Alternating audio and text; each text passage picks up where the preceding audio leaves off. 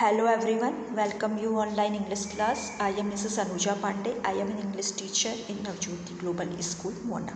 ठीक है बच्चों, आज हम आपको जो पोयम पढ़ाऊंगी बच्चों, ये NCERT इंग्लिश की बुक है. ठीक है, और जो ये हम बुक यूज़ कर रहे हैं यूनिट फर्स्ट, ये हनी शुक्ल के नाम से है क्लास 6 की. ठीक है बच्चों, इसका जो थर्ड चैप्टर था उसके बाद जो पोयम है द क्वायरल पोयम है. ठीक है बच्चों, तो जो इसका सारांश है वो क्या है, क्वायरल मतलब झगड़ा. ठीक है, तो आगे बढ़ते हैं बच्चों. आप कभी अपने छोटे भाई बहनों से या अपने जो आपके आसपास अपने दोस्त या स्कूल के फ्रेंड होते हैं उनसे भी आपका किसी बात पे झगड़ा होता है या किसी बात में छोटी मोटी फाइट होते रहती है. ठीक है, आप अब ये झगड़ा ऐसा होता है कि अभी आपने झगड़ा किया और थोड़ी देर बाद आप बोल जाते हैं. तो यहाँ पे भी जो मतलब हमारे पोएट हैं, पोएट जो रिटन बाय पोएट एलियनोर फ्रेजोन ने जो ये पोयम लिखी है, तो इन्होंने भी इसी बात का डिस्कशन किया है. पोएट ने मतलब जो कवि है उन्होंने भी यही लिखा है कि कैसे उनके भाई से झगड़ा किया है, इसमें उन्होंने जिक्र किया है. तो लेट स्टार्ट इट नाउ, आगे चलते हैं. It is common for brothers and sister to quarrel. मतलब क्या कह सकते हैं, भाइयों और बहनों का झगड़ा होना सामान्य सी बात है. ठीक है, ब्रदर एंड सिस्टर, भाई और बहन का मतलब आपके भी घर पे अक्सर होता होगा कि आपके जो छोटे भाई बहन है या बड़े किसी बात को लेके झगड़ा हो जाता है. ठीक है, तो यहाँ पर भी वही जिक्र किया है और हम वही चीज़ का यहाँ पे डिस्कस कर रहे हैं. Although sometimes they may not even be able to say why they quarrel, but how long do such quarrel last, how do they end. अब क्या कह सकते हैं यहाँ पे जो पोएट ने जिक्र किया, भाइयों और बहनों का जो झगड़ा है वो सामान्य सी बात है. ठीक है, और फिर क्या होता है, कभी कभी वो ये बताने में भी असमर्थ हो सकते हैं. ठीक है, क्या हो सकते हैं, असमर्थ हो सकते हैं कि ये झगड़ा क्यों हुआ और कैसे हुआ. ठीक है, और अब ये भी होता है कि लेकिन इस तरह के झगड़े भी कितनी देर तक चलते हैं. ठीक है, हाउ डू दे इंड, और ये कैसे ख़त्म होते हैं. ठीक है, तो पोयम स्टार्ट करते हैं. I quarreled with you, my brother. I don't know what about one thing's led to another, and sometime we fell out. अब यहाँ पे क्या किया गया है, पोएट ने बोला है मैंने I quarrel with you my brother, मैंने अपने भाई से झगड़ा किया. ठीक है, I don't know what about, और मुझे नहीं पता था मतलब कि ये झगड़ा कैसे हुआ. One things led to another and somehow we fell out, और फिर एक चीज़ को लेकर झगड़ा हुआ और फिर क्या हुआ, फिर उसी चीज़ को लेकर दूसरा झगड़ा हुआ. मतलब एक झगड़े के बाद दूसरा झगड़ा होगा. ठीक है बच्चों, तो आगे बढ़ते हैं.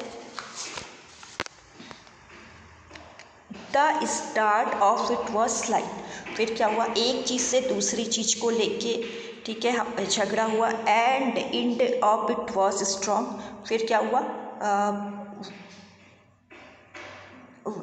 यह बहुत हल्की सी मतलब शुरुआत थी झगड़े की.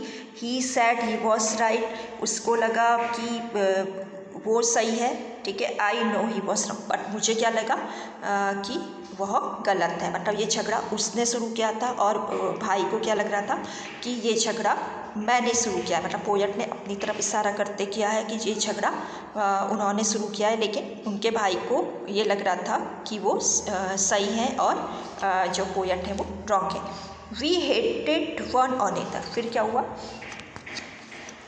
और जो इसका मतलब जो अंत था वो बहुत सीरियस था.